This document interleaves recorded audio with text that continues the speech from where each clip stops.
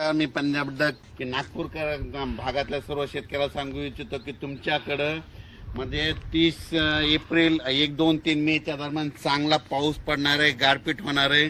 म्हणून तुम्ही तुमच्या पिकाची काळजी घ्या. कारण की 30 एप्रिल 1, 2 मे 1, 2, 3च्या दरम्यान तुमच्या नागपूर भागामध्ये, पूर्व विदर्भामध्ये चांगला गारपिटीसह वादळीसह पाऊस पडणार आहे. म्हणून तुम्ही हा अंदाज लक्षात घ्या. महाराष्ट्रातल्या सर्व शेतकऱ्याला अंदाज देत आहे. आजपासून सर्व शेतकऱ्याला सांगू इच्छितो. त्याच्यानंतर कर्नाटकमध्ये पाऊस पडणार आहे, तेलंगणाला पडणार आहे. त्याच्यामुळे काय होणार आहे, जे कर्नाटकच्या सीमालगतचे जे भाग आहेत म्हणजे उमरगा झालं, नांदेड झालं, त्याच्यानंतर धर्माबाद झालं, त्याच्यानंतर धाराशिव, जत, मंगसुळी या भागामध्ये पावसाचं सत्र ह्या 5-6 दिवस चालूच राहणार आहे. म्हणून हे अंदाज लक्षात घ्यायचा.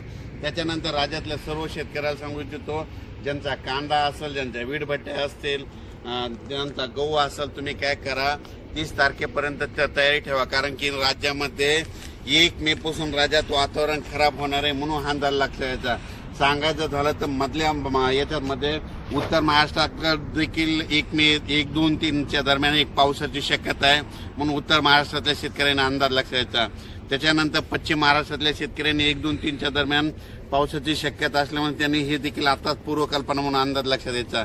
पण नागपूरकडल्या सर्व शेतकऱ्याला सांगू इच्छितो, योगायोगानं मी तुमच्या भागाकडे आहे म्हणून तुम्हाला सांगतो, 30 एप्रिल पासून 1, 2, 3च्या दरम्यान तुमच्या भागाकडे वादळी वाऱ्यासह चंद्रपूर, वर्धा, नागपूर, भंडारा, गोंदिया गारपीट होणार आहे. म्हणून तुम्ही तुमचा पिकाची काळजी घ्या.